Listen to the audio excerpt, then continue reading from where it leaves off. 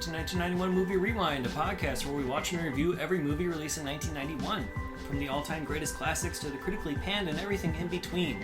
We will rediscover forgotten fan favorites and uncover hidden gems as we explore the depths of direct-to-video. Join us in our celebration of the fun, unique, and diverse films of this highly underrated year. This week, we watched Necessary Roughness.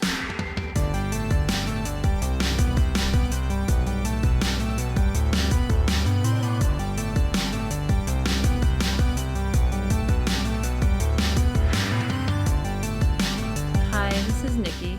And this is Jon, and thank you for joining us on 1991 Movie Rewind. In Necessary Roughness, the Texas State University football team has been dismantled by the NCAA regulations, and virtually all of the players are ineligible. A hard-nosed coach is brought in to build a team from existing non-athletic students, while the dean continues his efforts to eliminate the program altogether. Screenplay by Rick Natkin and David Fuller, directed by Stan Dragoti, and released on September 27th, 1991. Have you seen Necessary Roughness before? Yes, I have. So have I. Okay. I'm really interested to hear what you think, because this is the first time we've had to watch a movie separately for our podcast. We weren't in the same room while watching it. I know. So I didn't get to, have this peripheral vision of your reactions or boredom or anything to gauge. So it was fine. I haven't seen it since I was a kid. And then I was just remembering all these people in it. Like Kathy Ireland. And I was like, and then Sinbad. But I don't know. I knew about Sinbad. It was fine. I knew about Kathy Ireland because they were kind of like selling points. Yeah. I completely forgot that Jason Bateman was in there. Oh, yeah. Yeah. Well, at that point, I don't think I really knew who Jason Bateman was. Oh, I did. I knew who he was. Because of, I knew who he was. I know he's, Justine Bateman's brother, but I knew her more than him, around this time. Yeah, I guess that makes sense, depending on what you watched.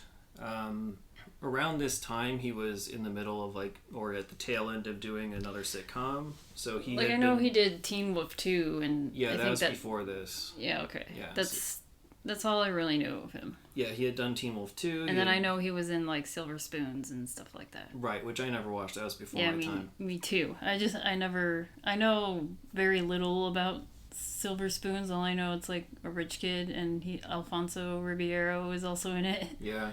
And that's it. Yeah. Yeah, all I know is there's a train in their house or something like that. That's all I know. But yeah, at this time he was in the tail end of doing that sitcom that was originally called Valerie. Oh, yeah. Because it was Valerie Harper, and then she quit the show, and then it became Valerie's Family. Yeah. And then Sandy Duncan came in somewhere in that stretch, and then they changed it again to the Hogan Family. So this is at the tail end of the Hogan Family, which was the end of the run of that.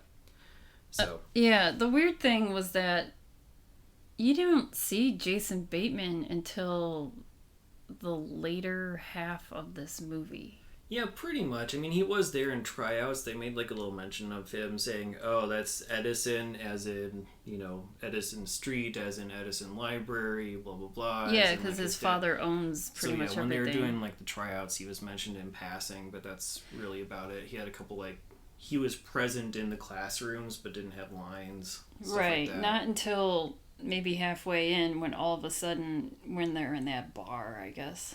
Right. Yeah, every character gets its moment or two, and so that's basically when he got his turn, because it's a big cast. It's a very big cast, and it's also a long movie because of the big cast and trying to fit everybody in and give them something to do. I think they kind of overloaded it. That was one of the things that works against it. But yeah, overall it was fine. It was enjoyable. I think it's really hard to not think of Major League, the baseball movie, when watching this. Yeah. At least for me, I don't know. Because on the cover you have, the ball with attitude coming out of, coming out of the stand, in the baseball movie of Major League. You have the baseball with the mohawk and the sunglasses and the sneer. in the Necessary Roughness, you have the football with sunglasses and the horns and like a face and like a gold tooth and stuff. So I think they're definitely trying to go for that vibe. And I don't know if you've ever seen the movie Wildcats with Goldie Hawn, where she was the coach, I think.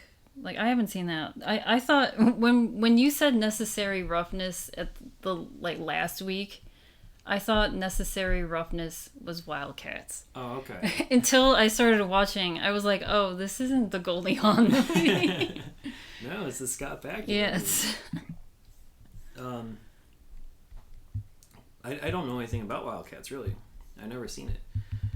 But yeah, I think also in terms of like Major League, I think they're definitely gearing towards an R rating, and then they decided to scale it back to PG-13. You can tell there's like a couple times, sort of like Don't Tell Mom Babysitters That, where there's like some very obvious overdubbing where they replace an F word with like screw it and like stuff like that. But there are a couple F words and there are some naked male butts, but other than that, they didn't go too crazy with things. Which is a little weird for a college movie, but I guess they're, again, just trying to go for like mass appeal. Yeah, I mean, it's not raunchy like, you know, Porky's or something like that. I don't know. Yeah, exactly. Which I'm fine with, because I don't really care if it was raunchy or I don't know. Yeah, it doesn't need to be like sexually charged. Yeah. And I'm kind of glad it wasn't. Like, the whole thing with Kathy Ireland, I was like, okay, that's fine. And then, you know, the one guy, the Samoan guy, he's like her protector, sort of. Yeah, exactly. I mean, I like that. Yeah, I also like that he got a couple extra like moments and you got to see his character develop a little bit more than others, too. Because he was supposed... I mean, the setup of this movie is kind of weird because they set it up so that when... Scott Bakula, he's like a 34-year-old guy? 34-year-old farmer who never went to college, but one of the new coaches that's being brought in, played by Robert Loggia, scouted him back in the day and convinces him to come back to college. So you have like this older guy who's coming back into school, and that's like part of the drama. And he's paired with Manu Mana, as his roommate, and like they make it seem like that's going to be like a plot point or like, you know, some sort of joke, or I don't know. Yeah, it doesn't develop. It made it seem as if they were not going to get along. Maybe, yeah, or that, yeah, they have to learn to live together or with each other, but like because he's never had a roommate because he's lived on this big farm and I don't know. Right, and he's older and stuff like that, and Manu Mana's like, I always was taught to respect my elders, and he's like, I'm not that elder, but like that little scene of him like walking through the hall and finding his room is the only scene we see of the dorm. Yeah. The entire time, which is weird. I mean, I am confused by a lot of things in this movie. Yeah. And I was like, why did he have to live in a dorm? I know he is from a farm that was probably a smaller town that's like way far away from the college. Because he said he like... But couldn't he like get a small... couple-hour drive to find him. Yeah, but couldn't he get like a small apartment? I mean, doesn't he get money from making money from the farming? Yeah, theoretically he could have. That's why I was like, why is he staying in a dorm? I mean, I get it. One of the restrictions, because like, you know, the whole idea was that they have to be super strict with who they let on the team because of these NCAA violations, and they want to play it by the book. And so if like maybe one of the requirements is that they have to be on-campus students living on the dorms in order for it to qualify. Yeah. But they didn't say that in the movie. So. That was one of the few things that confused me. Yeah, there's some weird logic. I also was confused as to why there had to be two coaches, honestly. Yeah, and I was confused by that, but it seemed as if Robert Loggia's character, Coach Wally, was like more of an assistant coach, because when like Hector Elizondo, his character, you know, I mean, we're going back and forth. When he has like a heart attack, you know, he's telling Wally, it's up to you now. I think you can do it. Like, you have the ability to coach. Yeah, the agreement was that Elizondo would be taking the offense and basically being like the lead, and then he does the Loja was the defensive coordinator. I mean, that's very common in real world football situations, but just in terms of like movie logic and spending time developing character relationships, there was a lot of time between Elizondo and Loja, like their interplay, which wasn't that great. It was very one note and very bland. Those are basically synonyms, but you know what I mean, like and drawn out, where we could have been spending a lot more time with the students and like, you know, getting more jokes rather than having plot progression by conversations between these two head coaches, when it could have been consolidated into one, and a lot of those things wouldn't have to exist, in my opinion. But yeah, so the other thing that I think was interesting is that they had tryouts, right? So they had to like get everybody who wanted to possibly be on the team to try out for the team.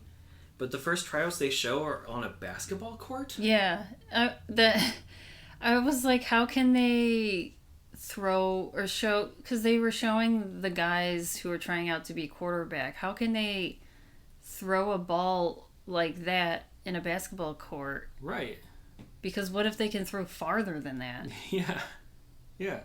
And that's kind of like what was being shown. You can't tackle on the court. Yeah. Like, I don't know. I was like, why is it inside? Why can't... Because they have their own football court or whatever. Field. That's what I'm trying to say. Football they show the football court. Yeah. They have their own football field. That's what I was like, why are they doing tryouts and playing a game like a practice game in the basketball court? The only thing I could possibly think of is that it was like too hot, but like the first time that they show them on the football field doing drills after that initial basketball thing, a lot of people are like wearing friggin' blankets on the sidelines because they're cold. It's cold, yeah. But even though it's all in Texas. It's in Texas, yeah. And then so this is supposed to be Texas, the beginning of the semester, so that's what, August? And the other thing that's really confusing about that is like right at the beginning, right? Yeah. They have those, the dean, played by Larry Miller, he comes to the new coach and like basically says, hey, I just ran these people's grades. Here are some additional students who are not eligible for the team. Yeah, they have to be like straight A type students or something to play. School hasn't started yet, basically, because like one of the next scenes is the very first session of that Journalism 101 class. So is it from their previous semester? Like they have to do, but what if they're freshmen and they want to be on this team? Well, they must not be freshmen. I don't know. Unless he's going back and finding like old high schools, and then like why would you? Yeah, I don't know, because he says only like he can only allow 17 people or players on this team. Well, I mean the way that they get these players on the team, I was already confused. Like the way they got Sinbad. Yeah, I mean, because is he a teacher there? He's a teacher there. And then I was like, why is he on the team all of a sudden? But he's also a PhD student. So he qualifies. He qualifies because he didn't use up all of his football eligibility years because he quit playing football to go for his studies. And he's still a student because he's going for his PhD. Yeah, he's teaching, but he's also a student. Yes. Yeah. I just thought, I'm like, these... Like the way I know... It's all roundabout. Yeah, I know this isn't going to happen in real life. No. I also... Especially having Kathy Ireland added to the team. Just to kick. Yeah. I mean, I understand that concept, though. I think that that's probably something... I don't know. I didn't really look into female football players to see how that might have worked out, or if it's like been done in playing real life. In colleges. Yeah. But college I think football. At least in high school, I'm sure that has happened, and probably in college at some point. But like a mixture of like men and women playing together. Like, would they just have female football players? No, that's what I mean. Like they, a female kicker on a male team. I think has happened probably at the college really? level See, since then. I don't know for sure. Anything about college football. So don't quote me on that. Right. But I think it was really weird that she was basically introduced like an hour into this movie. Well, yeah, they kept on bringing in new players while they were like actively playing. It was like, oh, we're not doing well. We need this type of person. And then that's when like Robert Loggia would just go scouting for these look at that, because that's but Bakula scouted for Sinbad on his own. Yeah, and he was like, hey, here's my friend that was on the high school. I guess they play football in high school, right? I'm assuming. Yeah, I think against each other. Okay. But yes, something like that. I don't fully remember. And then they're like, oh, we need a kicker. I'm like, you've been playing for like 7 games and you didn't have like they've lost, and then they have how many games left? Like 2 more or something. Yeah, the only reason I can think of as to why they would want to introduce that character so late is to not confuse or conflict with the love story that they develop between Scott Bakula's older character and the journalism teacher, who gets introduced like way early on before before they pretty much when he starts school, or even before, because he's in the gym or something, because she's playing racquetball. He's like walking through the gym after like one of the practices and he's like already hurting, and like she's playing racquetball and they have the little meet cute where she hits the racquetball and it hits him in the head because for some reason there's like an open racquetball court which can hit people on the upper I was like, don't walkway? They have like don't you have glass private rooms plexiglass for racquetball? Because what if balls are flying up and down? It doesn't have to be fully enclosed, but whatever. A lot of things are just plot convenience, right? And we're nitpicking. It was to cause this meet cute. Yes, exactly. But if you get hit in the ball, like, because he got hit really hard, I was like, this dude is gonna get a concussion already. Prior to playing football. I've been hit by racquetballs before, so I don't know. It was like bad. Really hard, that it looked like. Yeah. So anyway, she confuses him for a teacher because of his age. He doesn't fully correct her, and then she sees him in his class and learns that, oh, you are a student, and is mad at him, and then isn't mad at him, and blah, blah, blah. Okay, we're going to go back and forth, too. Their love story was really weird, because the one point where he is at her house. Yeah. And she admits that she had a crush. Yeah. And yet, pretending not to know him. Yeah, that's why I was like, if you were obsessed with him in high school, how come you didn't, like, when they first met, she was like, oh, you're so-and-so. Like, I remember you from high school. To, like, play it down, I guess. That's... like, the only thing I could think of is that she was trying to like play it down or play it off, like, don't let the obsession creep through, and like, I thought that was, I don't know, like a weird. Don't scare him off by gushing about him. But she could not even say that when she hits him with the racquetball. She's like, oh, hey, Paul, I remember you from high school. She could have just said that, not, oh, I have a crush on you for like 20 years or whatever. Yeah. Could have. She could have been like, oh, hey, didn't we... I mean, they were in rival high schools, I guess. Yes. She could have been like, hey, didn't you play high school football, like, whatever, 20 years ago? Yeah. Paul beat her ex-boyfriend, who was the quarterback in the championship game. Right. And so it ruined her relationship. And that caused her to have a crush on Paul in high school. Something like that. And after she revealed that to him, they just like make out. Yeah. And they're like, okay, we're together now. Yeah, and then they're not. And typical movie stuff happens, and then they're not, and then they are. Yeah. But I will say, despite all of that, I still think that this love story was handled a lot better than Talent for the Game. Oh, yeah. Like, I understood their relationship to a degree. I didn't understand their motivations. I didn't understand their reactions at certain times. But, like, I got the dynamic between them. Whereas in Talent for the Game, no. Yeah. So, But yeah, again, sort of going backwards, like, I think that's probably why they didn't introduce Kathy Ireland's character until like an hour in, because otherwise it just kind of makes no sense to, Well, because do you think they would be some maybe weird... she was too busy with other stuff and could only be there for a certain amount of time. Well, do you think it would have been like a weird thing where they would have brought her in as like a weird love interest for Paul Blake, like Scott's character?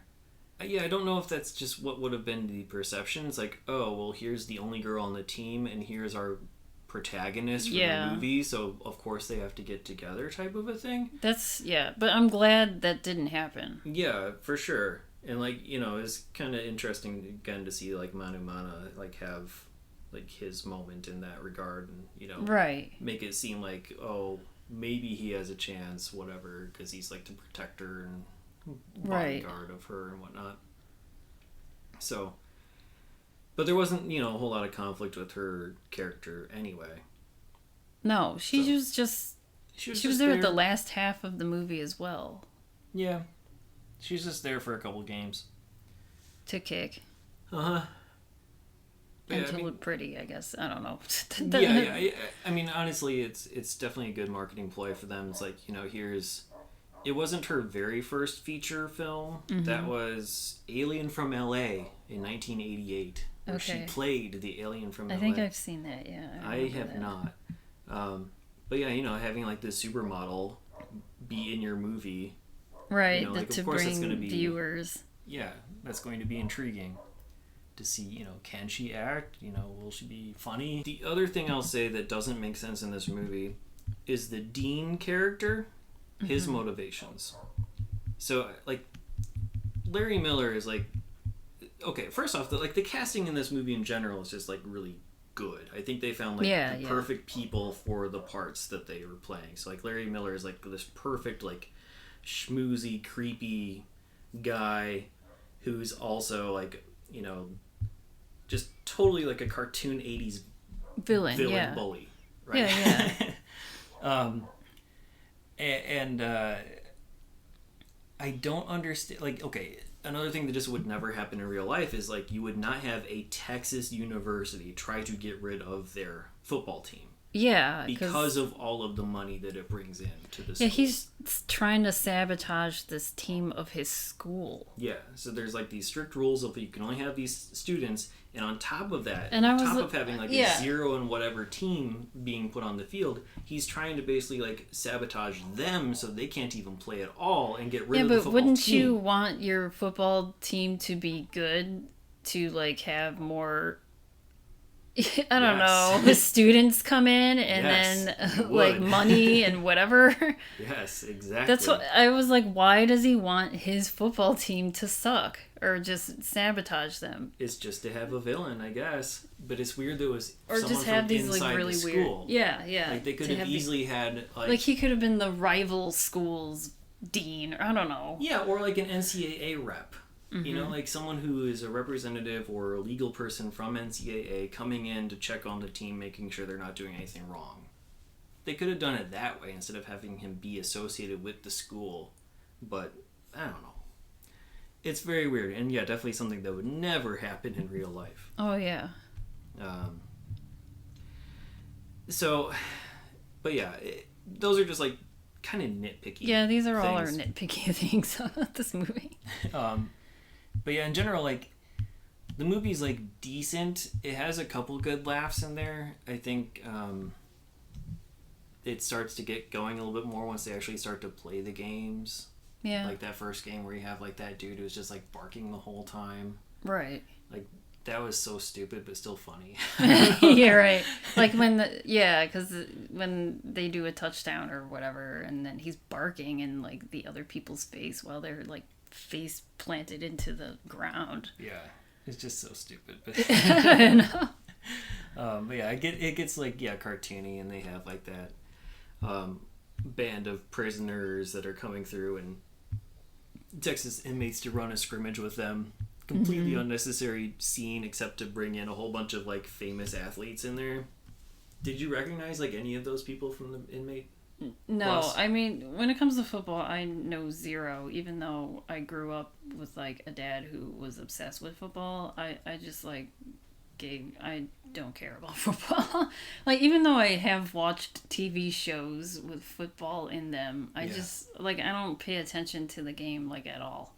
So yeah, it just or the people like unless if you're like I don't know. You have to be like super famous for me to really. I know that because I looked at the trivia. There were a couple super famous people in that. Like I know them by name, but I would never know them by face. Right. I guess. But I think a lot of people watching it that day, especially if they're watching like a football movie, would recognize it. And I think a lot of the joke would just be seeing all those people. Right. In yeah. these These situations. real football players playing against. Yeah. Actors, I guess. So yeah, I want to run down the list real quick if you don't mind. Yeah. So we got Dick Butkus, who's known as an actor as well as an older football player from like the 60s. A couple of these people are going to be in other 1991 movies, so he'll be in Last Boy Scout as well. We got Earl Campbell, we got Roger Craig, Ben Davidson, who has been an actor for a long time but also was in the NFL in the 60s. Tony Dorsett, Evander Holyfield, which is weird because he's not a football player, he's a boxer. He's the only boxer mixed in with these people. Don't know why he's in there. Ed Too Tall Jones, Jim Kelly, who's in the 1991 movie Last Match, Jerry Rice, Herschel Walker, and Randy White. All like at the top of their game. Like, you know, most of them were, you know, active in or around this period of time. So they're like massive football player people. Again, except for Evander Holyfield. And he had a weird line where he said, leaving the field's like, oh, I think I swallowed a finger. And it made me think, okay, well, if he would have said that like after the ear thing, the Mike Tyson thing, then it would have been like even funny, crazier, but foreshadowing. Just a coincidence. Yeah, it's like foreshadowing. Yeah. So yeah, seeing like all those people come out of the bus would have been like a huge thing in the theater probably. Overall, I think the football action was really good though. Yeah. I will say that like it was. This gave me Friday Night Lights vibes, so yeah. Like it was much more realistic than I ever would have expected. There's some really hard hits. You see like some blood, which I'm sure is mostly fake, but like they're playing hard, tackling hard on AstroTurf, which makes it even harder because you know it's such a rough surface. Mm-hmm. And you get it's a crunchy movie. And it was surprising to see like the variety of like the football action shots, and like it's not like one note again like Talent for the Game where it's two angles and that's it. Yeah. Or like you're watching screen. Football games. Exactly. Like it's not. Yeah, we can compare this to Talent of the Game where I don't know, baseball was not even shown until the very last bit. But this is like football throughout. And it's like virtually shown like 5 minutes. From filming a TV screen. Yeah. You know? So yeah, and then this is you get to see a good portion of plays mixed in with some plot and stuff. So it was really nice to see all of that. But yeah, the football action is sort of secondary, but at least they paid good attention to it. I think the biggest point is like they're trying to make this into a comedy, and so they have a whole bunch of characters in here. We talked a little bit about some of them. I think Sinbad was awesome in his first scene as a teacher, and I liked him as the teacher. I just wish we would have gotten more Sinbad in general. Like after that scene, like that's basically all we got. Yeah, to show him. Yeah, he shows like this really boring science video, and he was like, "I'm making you watch this because I watched this when I was like a freshman in college or whatever." And he makes it fun and exciting. He's like what Neil deGrasse Tyson type before he was a thing. Mm-hmm. This is like one of his first movie roles too. Yeah, it was, wasn't it?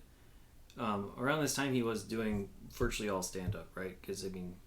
He had been doing stand-up for a long time, since the 80s. He was on A Different World at this time. He also had 2 specials in 1991. He had Brain Damaged, and then also Sinbad and Friends, All the Way Live, Almost, which was a mix of like stand-up and also like sketch comedy.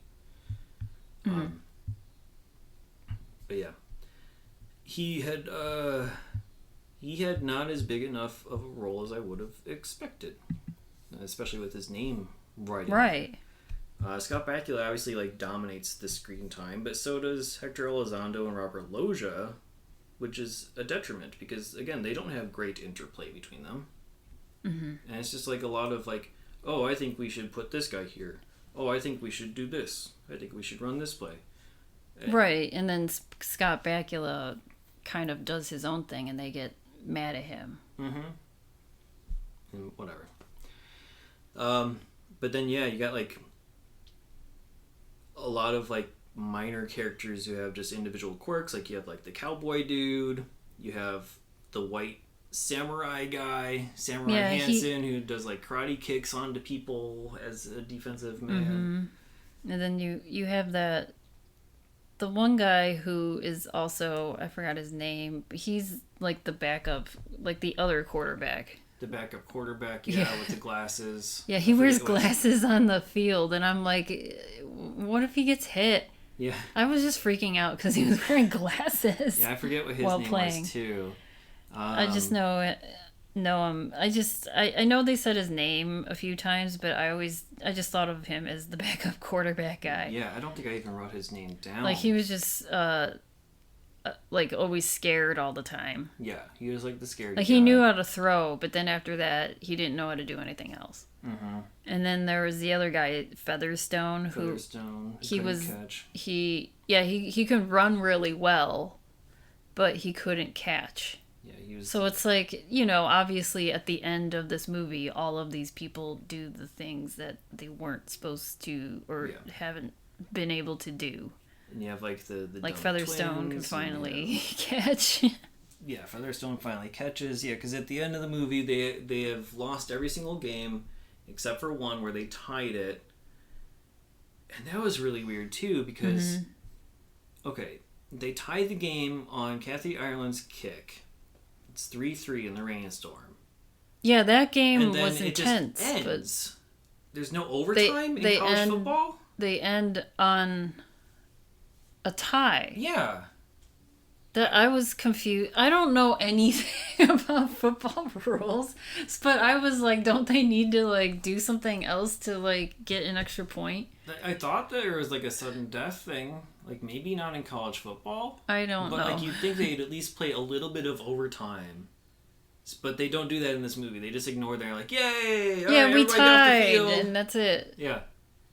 So whatever. But yeah, I mean that was good football action.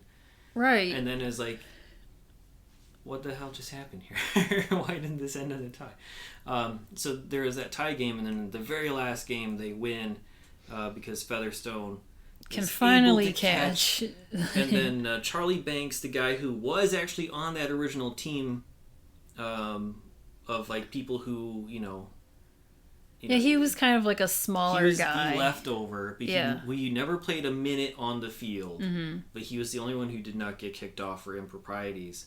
So he's like this scrawny dude who can't do anything, but he has a lot of heart, and he catches the 2-point conversion at the end to win the game. So, yay! Good guys win. But yeah, they have so many people in this movie. They have like Mackenzie, the Australian guy who kind of has like an Italian accent. Yeah, he was confusing to me because I was like, he doesn't really even have an Australian accent. You got the army guy, Sarge. You have those two twins. And yeah, there's just so many people, and they all get like one or two jokes here and there, but like you could have cut down half of those and you know, given them more time. And we haven't even talked about the announcer played by Rob Schneider, Chuck Niederman, who again, like, honestly perfect casting for the time. Yeah, I mean, this is probably like because I was looking this up because he's doing that whole name thing, like he's like fumbling down, you know, he's doing the making copies bit. Yeah. So I was like, okay, this is straight. He's like coming straight from SNL, and this is probably like one of his first movie credits, I'm assuming. One of them. I mean, he had done like Surf Ninjas. Well, no, that might have been like slightly after actually. But yeah, it was like one of his first, for sure. But I mean, yeah, if you're going to try to have an announcer add some comedic value, then yeah, Rob Schneider in this role seems like a good sarcastic choice. Yeah. It just doesn't work out because I don't think he was. I don't know. He has like one or two good lines, and he does the bit that everyone wants him to do in the movie. Yeah, I mean, they're probably waiting for that bit. But I feel like a lot of it just wasn't. I don't know. He could have been let free and like improv more stuff or something. I don't know. It just didn't. I wanted more comedy out of him, and it seemed like it was just garbage lines that they wrote.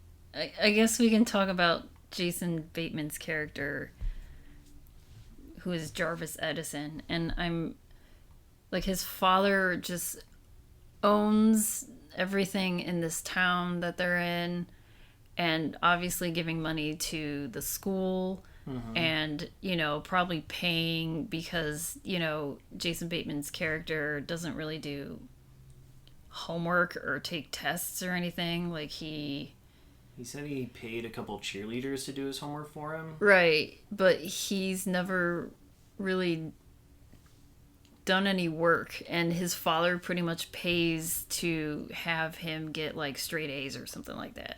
Right. And then also pretty, like, makes the school make him be on the team because he's also, like, on the smaller side. And I don't really know what he did in these games. They don't really show him, like, in these play modes. It's just, like... Yeah, I don't remember. He was, like, in the huddle or two, but I don't remember him making a play on the field. They don't show him. I haven't seen him, like, yeah, what did he wasn't... He maybe got a first down at one point, like, running the ball.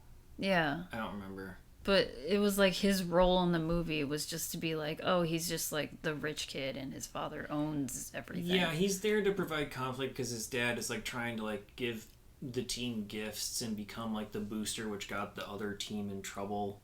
Mm-hmm. And then like the coaches come in and stop it and like take those jackets off and blah blah blah. And, right. And so there's a conflict between Jason Bateman and his dad in this movie saying, you know, don't do this to us, like, I don't like you, whatever. There's like a falling out.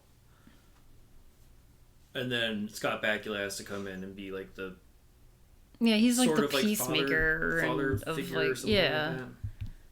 I mean, and then there's like a whole there's a whole thing with Scott Bakula's character Paul, like, just fighting with the coaches, like we said, and there's a point where Paul quits, quote, like, for like a day. I don't know. He quits because his girlfriend would not say that they have feelings for each other in front of the dean, even though that could have possibly disqualified him from being on the team or gotten her fired because of an improper student-teacher relationship thing.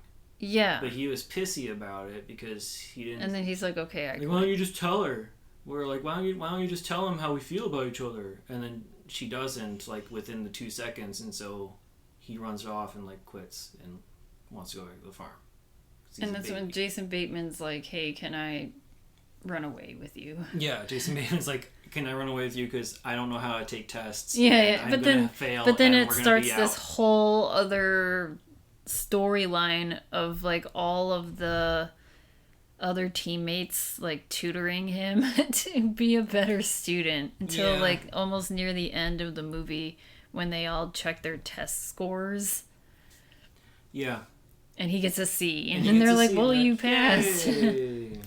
So and then there's the scene with the barroom brawl, which we didn't really talk about, with that flat top dude. Yeah, that's one of their insane jawline. Oh yeah, that guy had.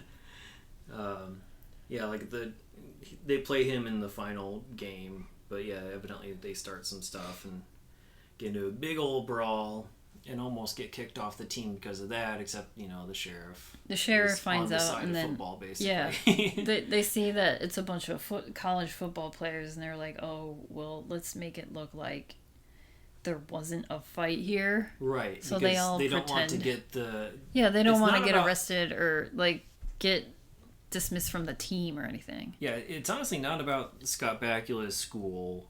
It's about the flat top guy's school. Because they're, like, the number one team in the state. If they get in trouble and if he gets kicked off, then they don't have a football team. Yeah. In trouble and lose his job, and so the sheriff is like, yeah, nothing happened. And the dean comes to try to like catch him in the act. Yeah. So. To get his team in trouble. Right. So. Those are the key moments. Again, I think, and the dean also, after they get their test scores, and it seemed as if it was only the test for the journalism class. Right. That was the only one that mattered. That was like the only class that they took, because that's the only class that they showed them all in. Yeah. And so, the dean was going to regrade the journalism tests because of the improper relationship, couldn't be trusted to grade them fairly. Mm-hmm. And so he was going to regrade them and then catch them in the act and make them ineligible for that last game. Which, again, why does it matter? He goes to, who is it, the president? Who's I think the it's older the president. Guy? The president. Yeah, the guy played by Fred Thompson. Yeah. Yeah, I don't have the role. Like the university president. Yeah.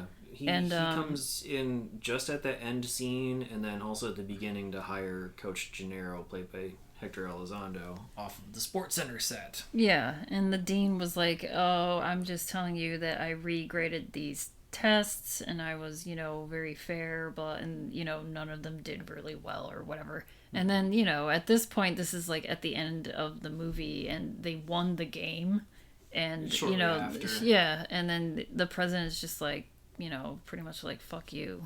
Yeah, you're fired. He gets run over, he gets trampled by players, tackled, and he's like, you're fired. Yeah. So he hits his comeuppance. So everybody wins, everyone's happy. Yep.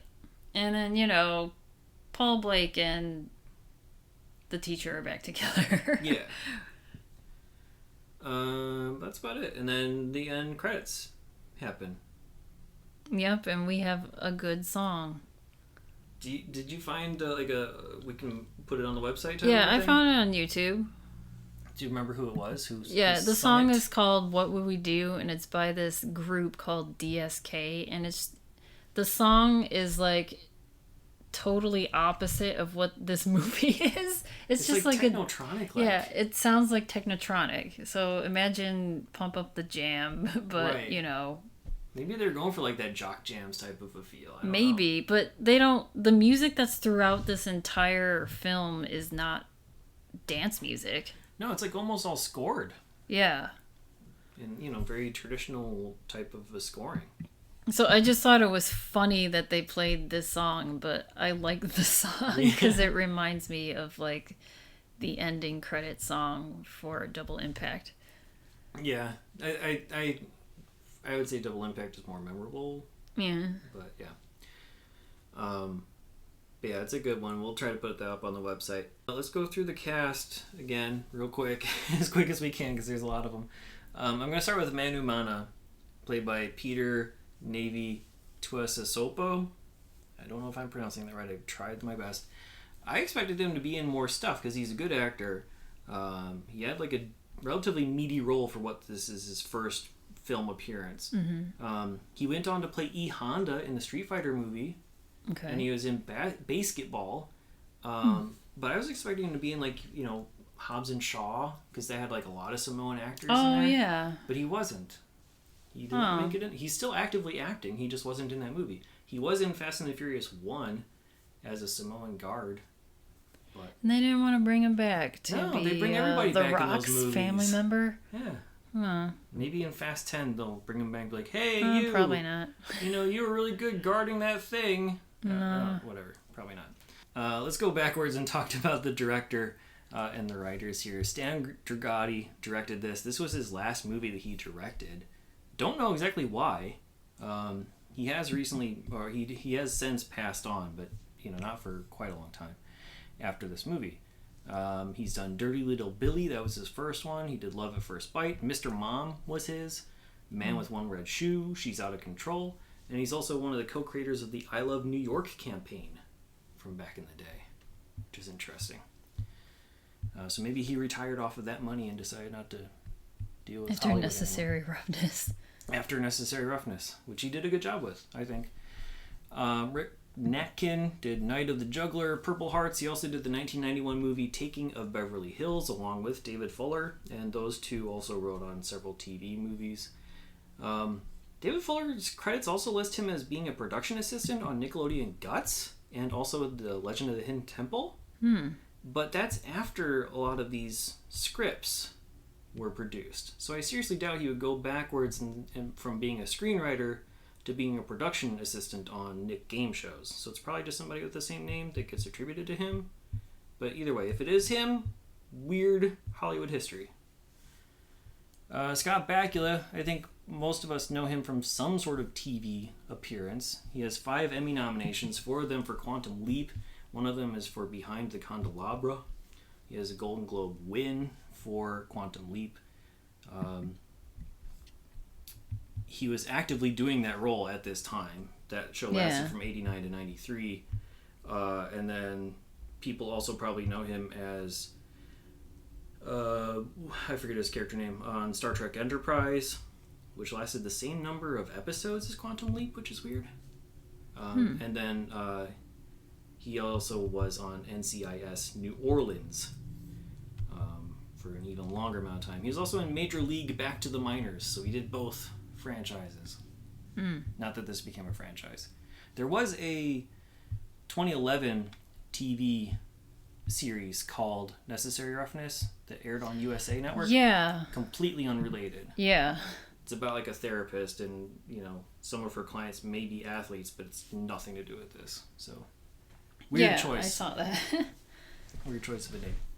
Oh, I also just saw this. I'm kind of like jumping around a little bit. I just saw my note here, which I ignored before. Like, the whole concept behind this movie would not exist now. So like the idea of like NCAA rules, like making them ineligible because they took like gifts or money from boosters. Yeah. That is like basically sort of like out the window now, because like as of like July 1st of 2021, there are new rules thanks to a Supreme Court ruling. Like the long and short of it is that there's this thing called the NIL, which stands for Name, Image, and Likeness. Those things can be monetized by collegiate players, whereas before they could not. And so now college players can accept endorsements, gifts, brandings, all that kind of stuff with their name, image, and likeness. So this movie would not exist if it were about current day football. I forgot to mention that before. Back to the cast. Hector Elizondo, Emmy win, 4 nominations for Chicago Hope. He's going to be in a couple other 1991 movies, so I won't go into him too much. Robert Loggia, he was Oscar nominated for Jagged Edge, Emmy nominated for Mancuso FBI, and also Malcolm in the Middle. I didn't know he was on that, but we probably most know him for Big, the boss in Big, that plays the piano with Tom Hanks. I also know him as being in Lost Highway. He's kind of the antagonist. Okay. In that movie. He's also in Scarface, Prizzy's Honor, Independence Day, as well as the sequel. He had a series in 1991 called Sunday Dinner at the same time, which had a few interesting cast members, but I don't know of anything more about it. Maybe we'll come across that some other time. Harley Jane Kozak, who played the love interest in The Professor, Dr. Suzanne Carter. Mm-hmm. She's also in 1991 Taking of Beverly Hills, which was written by those 2 other gentlemen. And she's also in All I Want for Christmas. So we'll see her pretty soon. I wonder if she's... it's been a while. I wonder if she's the mom in that. I don't remember what the... I've never seen the movie, so that'll be my first time seeing it. But I don't remember what her role was when I was looking through things on IMDb. I mean, we'll watch it eventually. Yeah. So. I like her because I was like, oh, it's her. and then she's a good actress.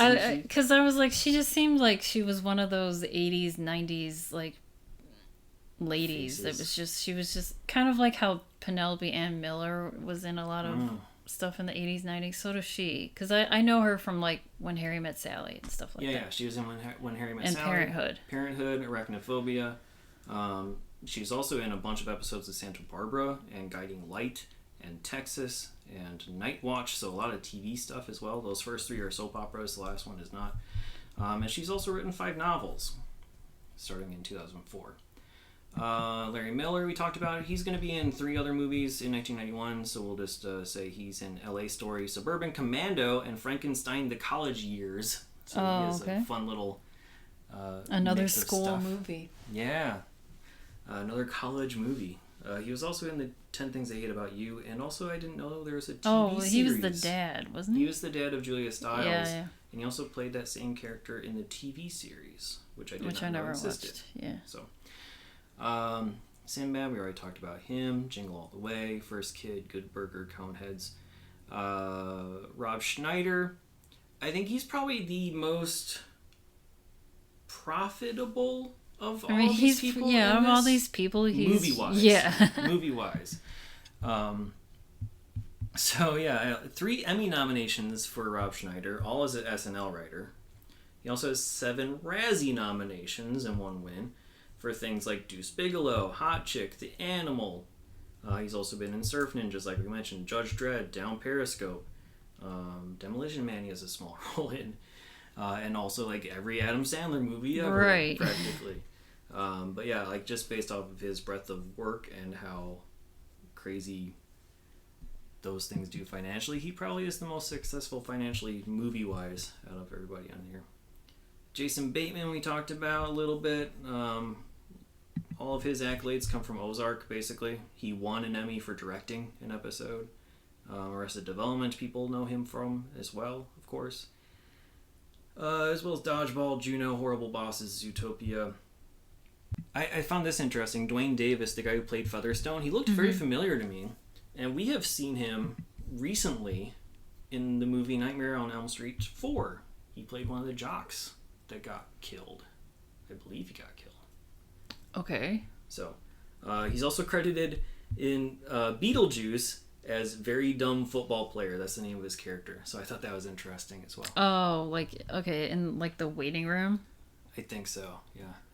I think, yeah, I know. I'm remembering Beetlejuice. So, a lot of these people who are in this movie were college football players or have been, had other football roles. Like Dwayne Davis was also in that movie, The Program, which is about college or high school football players, and it was like very controversial because they had that scene where they all like laid down on the highway, the lines of the highway to like prove their courage. And then that scene got removed from future airings and broadcasts because people copycatted it and died. So he was part of that movie, The Program. He was also on a syndicated TV show called Team Knight Rider, which I watched a lot more than I should have. It was a really bad one. I don't think David Hasselhoff had anything to do with it, but it was like a reboot. I want to mention Marcus Giamatti, who played Sarge. We didn't really talk about his character. He's basically just like a hard ass and like, yes sir, type of guy. I want to mention him just because he is the brother of Paul Giamatti, of course. But he's also the son of Bart Giamatti, who was the MLB commissioner. So there's a sports connection there. Bart Giamatti died in 1989 while he was actively working as the commissioner.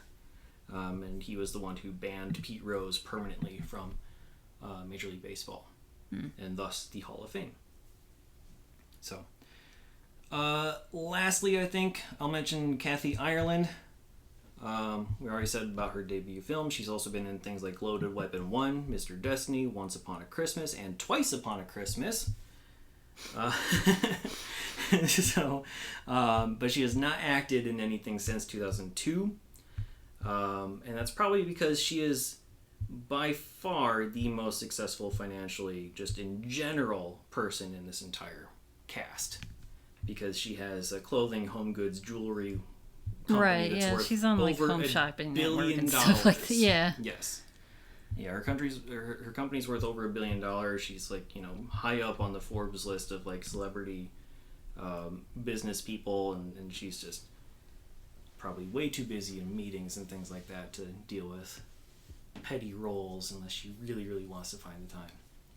So, good for her. And that's that. We'll go out on the cast and crew on a high note there. No awards to mention. Nothing at all. Couldn't even find an MTV Movie Award mention, which is weird. You'd think this maybe would have like something, but they didn't have no best sports movies or whatever like that. No, or like best cameo type of a thing, where like some of these footballers might qualify. Right, yeah. Or in any sort of, like a cameo. They didn't do like any cameo type thing. They show the pig in Doc Hollywood, but no one from Necessary Roughness. Yeah, nothing I could find. Rob Schneider didn't have enough SNL cred to get an MTV crossover, so whatever. So with that said, we'll just move on to true crime and pop culture then. Yeah, this movie was released on September 27th, 1991, which was also the same day that The Fisher King was released. Okay. This one was much more successful. That's insane to me. But I mean, I get it, but yeah.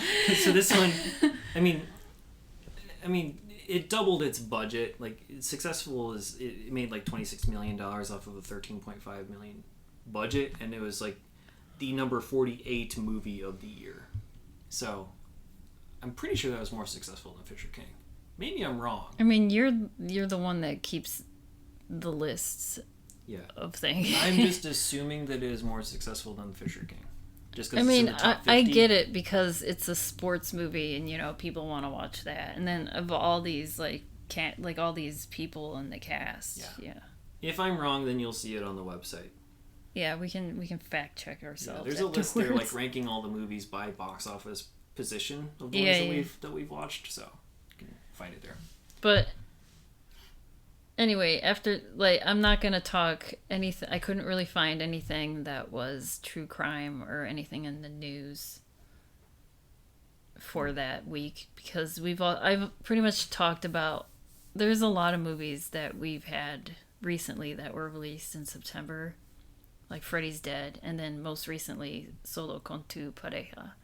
So like a lot of the music that was popular this week was pretty much popular around the same time as those other movies, so I'm not even going to talk about music. Yeah, okay. So or anything or any true crime, no music, but I'm going to go to TV. And then I'm also going to read like this article that I found in a TV guide that we have. But I think when we talked about Fisher King, I only did like the TGI Friday lineup because the TV... Yeah, that's pretty much all we were doing for a while. Yeah, so the other TV listings, I found more, and there's more TV shows that I've never... Well, a few I've heard of and I forgot existed. And then I'm just going to bring up the other channels, I guess, or other networks. Yeah. Besides, TGIF. So on CBS, there was a show called Princesses. Okay. Have you heard of this show? Doesn't sound familiar, no. So this only lasted a season, and there were 8 episodes that aired. 3 were unaired, so, it was canceled after 8. And it was a series that chronicled the lives of 3 female roommates in New York City, each with a different background and upbringing. And one of them, well, each of these ladies are kind of well known now. The first woman is played by Julie Haggerty. She played Tracy Dillon, an English teacher who just dumped her fiancé after learning that he had been married twice and was still involved with one of his ex-wives. Okay. So Julie Haggerty, she's from the Airplane movies. Sure. And then the second woman is played by Twiggy, and I was like, whoa. Huh. She was in a TV show. I didn't know. I mean, obviously I know Twiggy as being a model and then also being a judge on Next Top Model. I didn't know she was like an actress or acted in anything. Yeah. But she played Princess Georgina de la Rue, who was a recently widowed English princess who arrives to the States to challenge her late husband's contested will. And then the third woman is played by Fran Drescher, who is The character's name is Melissa Kirshner, and she plays Tracy, the other Julie Haggerty's friend, as an outspoken Jewish American who sold cosmetics at a department store. Okay. So it's just about three women, princess, an actual princess, and then two friends. And then I was reading about the pilot episode, and it sounds as if the landlord, I think it was the two friends, Tracy and Melissa, who are Julie Haggerty and Fran Drescher. They signed a lease for a penthouse apartment in New York. But then also this former Princess Georgie also signed for the same lease. The landlord mixed it up, and he was like, "Oh, well, you're all on the lease, so you all have to live here now." Okay. That's how this starts. Yeah. So it's Forget just logic, three. Yeah. So it's these three women living in New York in this penthouse and going about their lives. But it only lasted 8 episodes and was canceled. After that was a show called Brooklyn Bridge. Do you remember this? I do remember hearing about that. I think it won like the Golden Globe for best something or other that year, but then it was like taken off the air like immediately. Yeah, like it only did not last well. Yeah, it only lasted 2 seasons. I remember this, but I never watched it. No, me either. It's like 1950s Brooklyn? Yeah, it's about a Jewish American family living in Brooklyn in the 50s. Yeah. And I kind of want to watch it because I'm just curious because it did win a Golden Globe for Best Comedy, and it was nominated for an Emmy for comedy in 1992. And it has Marianne Ross. Do you know who she is? From Happy Days. Yes, she's the mom. So she's the mother in this. And then it has Amy Aquino, which I really like Amy Aquino. I don't know if you know. No. She's like a character actress. She was in... Okay, I know she's in Moonstruck. She plays like the hairdresser of Cher's. I don't know if you remember her. She was in Working Girl. She was the secretary to Tess at the very end of the movie. She has curly hair. Okay. But I know her in a lot of like random TV shows. She was in a lot of TV shows that I watched, like Felicity. Okay. So I like Amy Aquino, and she was like an ER, and she's kind of like always like the sassy lady. All right. But she's in this. So on to Fox. Well, there was like a full hour of America's Most Wanted. But then after that was a show called The Ultimate Challenge.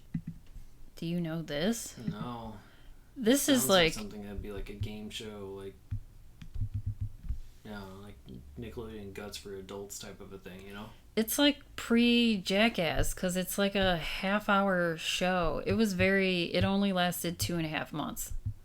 So it was just a show. It had 4 different hosts. Like Wild and Crazy Kids. Yeah, it was just people doing daredevil stunt type stuff and adventures. Huh. And it was hosted, one of the hosts is Mike Adamle. I don't know if you know who he is. Not by name. He does like, I don't know if he still does it, but he did like WWE type announcements or announcers and stuff. And he was a former football player. I never messed with wrestling, so seen this. I'd watch that. Yeah, I would watch it. If it's on YouTube, maybe I'll see. Try to find some of these things. On NBC, the first hour is just real life with Jane Pauley. After that was Expose, which I remember like these current events type shows and stuff like that. After that was Dear John. And after Dear John was a show called Flesh and Blood. I feel like we've talked about that one already, and I do not remember it, even from talking about it before. Maybe we have, but I looked up the premise of this show, and it's like wild to me. Okay. Because when I look at Flesh and Blood, I'm thinking vampires or something. Yeah, I'm thinking like some sort of dark, some sort of like a crime thriller. It's kind of not. Well, I guess... Like X-Files. It's like sitcom-y. It's not even X-Files-y. So it's a story of a Baltimore assistant DA named Rachel Brennan, played by this actress named Lisa Darr. Lisa Darr is in like she's like another person that is in like a million TV shows, but like only playing like random roles in like one episode. Like she was in Wings. She was in a lot of shows in 1991. Okay. But she had the main role in this. She was in Murphy Brown, Wings, Quantum Leap. Okay. Like all in 91. But she was only in like one episode. She's an attractive, driven young woman who had almost everything, including overwhelming political ambition and the talent to back it up. Her only major thing is that she lacked was her birth family. This entire show is about her trying to find, because she found out she was adopted, so it's her trying to find like her biological parents and like family. Okay. But this lasted a season, and it was only 12 episodes, and 4 were unaired. Yeah, I still feel like there's a small chance we talked about this before. I don't remember, because I was reading this. I was like, okay, like this premise is just like off the wall. Like hers. I mean, I don't know. Okay, like it sounds boring. Yeah, it sounds boring to me. Like just her looking like she's a DA, fine, whatever. But then it's like also shows. I know that's like all. There's so many legal and political whatever dramas throughout the years. And then this, she's a trying to find with her husband. She's a lawyer looking with for a family. Dog. This lawyer has a car that's broken. After Flesh and Blood was a show called Reasonable Doubts. Have you heard of this? It's another one I feel like we probably would have talked about before. Like maybe it's just because these titles are so generic. It's like I've like all these shows. I'm just like it blows my mind how all these like failed. Doubts things. It's always like a DA or an ADA or whatever sort of like legal drama that doesn't last. Who's a doctor who doubts that she can do both, but maybe she can. Yeah. Reasonable doubt. Is that the commercial? Yeah. With that inflection too, like like with the announcers like doubting the premise of Reasonable Doubt. So Reasonable Doubts is a police drama. Oh, damn it. You got it wrong. Oh, I mean, a here cop we... who's also a doctor. So it's primarily about the relationship between an assistant district attorney, Tess Kaufman, played by Marlee Matlin. It sounds familiar again now. She's a prosecutor who is very sensitive to the rights of the accused, and also about a hard-charging, gruff detective named Dickie Cobb, played by Mark Harmon. Dickie Cobb. he's call the show Dickie Cobb. I know. Who cares how much of a role he has? Yeah. So it lasted 2 name? seasons. Her name is Tess Kaufman, and he's Dickie Cobb. Cobb and Kaufman. Kaufman and Cobb. It's a better name. Yeah. So it's these two who work together, and it's this premise sounds so dumb to me. It's like these two are signed to work together because, you know, Marlee Matlin got messed up. You know, she's like a known actress that is deaf. Yeah. So she always plays, you know, a character that is deaf. Mm-hmm. And, you know, her character in this is deaf. And the only person, like, in this, like, police force or whatever that knows sign language is Dickie Cobb. Oh, so they have to be partners, and they kind of hate each other, obviously. Mm-hmm. So, I don't know. There was that. There was that show, Reasonable Doubts. I want to read this article for this TV guide. It starts September 28th, which is the day after this movie was released. But it's all about, you know, Saturday cartoons. So this article is about the 10 most promising new shows for kids. Okay. I'm not going to really go into it because some of these shows we know. Sure. We know now.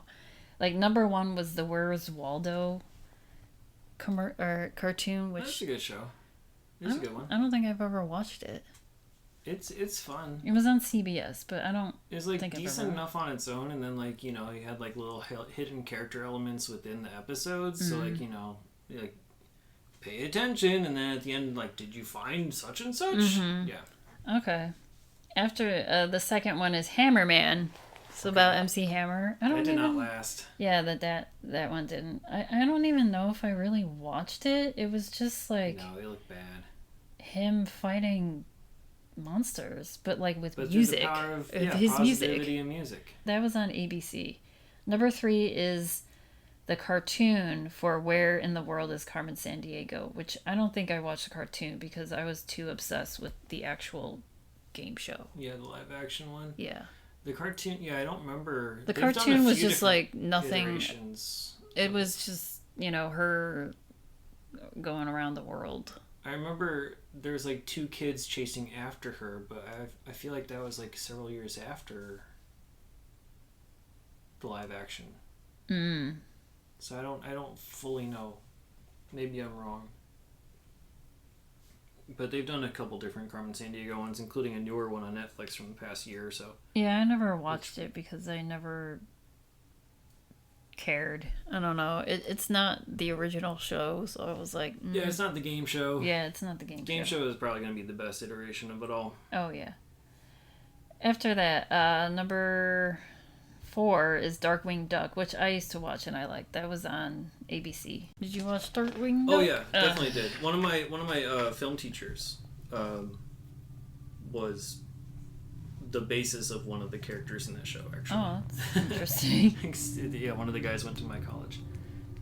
Or way before me, of course, but yeah.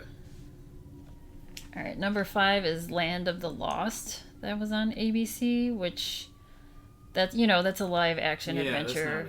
That's also that must be a reboot then, right? Yeah, it was a remake of the 70s Land of the Lost, but I don't think I watched this either. No. I don't really remember that. I didn't like the original. Yeah, so. I mean, and then I never really watched the movie. Yeah, I never watched anything Land of the Lost related. Yeah, didn't appeal to me. So number 6 is Doug, which on Nickelodeon, which a few days ago or about a week ago was the 30th anniversary of Doug. So Doug is 30 years old this year. It's one of my all-time favorites. Yeah, I love Doug. After that is this show called Space Cats, which I have never heard of, and it was on NBC. Did you watch Space Cats? I recall it. I don't think I ever watched it, though. So they made... I was reading the little blurb about this. So they made this because of, Alf eating cats. Okay. So they wanted to do, like, cats in space. Like, that was the reason they made the show? Yeah, that was like, having given us cat-chomping alien Alf, producer Paul Fusco makes an amends with a series about cats from outer space. Smarter than the average feline, these animatronic aliens have come to Earth in search of truth and cat food. After that was Tasmania on Fox, which I used to watch Tasmania, and I like. I never watched it because I think it's just on a time when I wasn't home. Oh, or I wasn't awake early enough to watch it. I like the intro song. The Come to Tasmania song. I've played the Game Boy game. Okay. It's fun. It's a good Game Boy game. And then, number 9 was What Would You Do on Nickelodeon. That was, hosted by Mark Summers from Double Dare, which I don't think I really watched. It was I watched it because it was on, but it wasn't that good. It's just like a live studio audience thing, and they try to do like random interactive bits. Yeah, just asking them, here's some of the things There's like no standard format to the show. Here's some of the queries, I guess, you were asked. What would you do if you're asked to take a picture with someone else's camera and the camera breaks? Or if a shoe salesman is helping you pick out a new pair of shoes and his toupee slips off? Uh-oh. those are like some of the questions, and then this show was like an hour long. Yeah, and then the running gag was that contestants had to sit in a chair and like someone threw a pie at them. Do you remember that? Yeah, I don't remember exactly why. I don't know if it was because like they were debunked from something. I don't know. They didn't do whatever they were gonna do.